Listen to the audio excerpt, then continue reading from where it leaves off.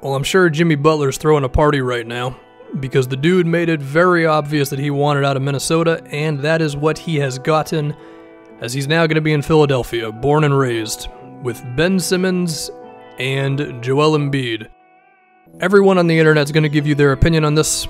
I am also on the internet, so I'm going to do it as well.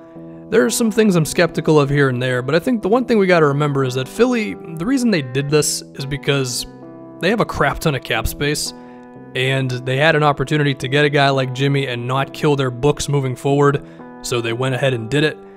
And losing Dario Saric and Robert Covington, I mean, these are two good players, but seeing as they had to give these two up and not even lose a first-round pick, and they got Jimmy Butler, who's like a borderline top 10 dude, that is pretty wild if you ask me.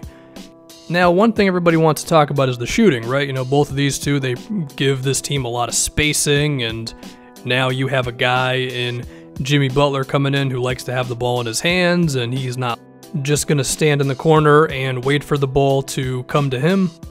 But I'm going to be honest, I'm not really freaking out that much.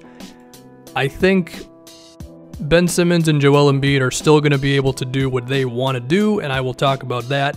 Now, in the case of Markelle Fultz, I think it's a little bit more of a gray area, and we're going to save the tail end of this video for that. But if I could talk about how I believe Jimmy Butler's on-court relationship is going to go with Ben Simmons and Joel. You know, those two like to do stuff within the three-point line, of course, but we got to remember, Jimmy Butler, he's still a pretty good shooter. Okay, he's not Kyle Korver. He's not going to chuck up 7 or 8 threes a game, but he's pretty decent. I would say he's good enough to where the defense is not going to be comfortable with just leaving him wide open. And Ben Simmons and Joel are going to make the defense collapse on them, because what else are you going to do against these two? So I think they're going to create some open opportunities for Jimmy. He's going to knock a decent amount of them down. And while the spacing may not be as perfect as it was with Saric and Covington, I think it's still going to be okay. Now if we move on to the other shooters still on this team, they do have some shooting, I know, it's crazy. Redick is of course great. Whenever he's in there, Philly has been, you know, last season one of the best teams in the league, and still pretty decent this year as they've been going through some adjustments. You got Wilson Chandler, who is solid. I wouldn't consider him to be one of the best or even one of the better shooters in the league, but decent enough. Can't just leave him wide open all the time. Landry Shamet seems pretty confident for a rookie from outside. And then you have Mike Muscala, who is not going to be Saric, but he is an okay enough stretch for you as well. So the spacing should still be like not ideal, but not bad either. I also think Jimmy's three-point shooting off the dribble will add a little wrinkle to this team that they've not really had before. If we can move over to defense real quick, it should be really good. Of course, you have Embiid, who makes you one of the best defensive teams in the league pretty much by himself. And then with all the height on this team now, with Ben Simmons, who's going to deflect some passes, and Jimmy Butler, who remains still one of the better defensive players in the league, should be really good on that side of the floor. And I think it's going to create a lot of transition opportunities, which then leads us into the next topic, which is Jimmy Butler is probably going to be an awesome fast break player for this team. And that is because when you go down the list of best players in the open floor, it doesn't take you too long to get to Ben Simmons, who I think is going to feed Jimmy quite a bit. I think we're going to see a lot of Ben Simmons to Jimmy Butler alley-oops. And JB could get some of the easiest buckets that he's ever gotten as an NBA player, playing more of an off-ball, stereotypical small forward kind of a role, whereas the T-Wolves and the Bulls were asking him to just handle the ball all the time.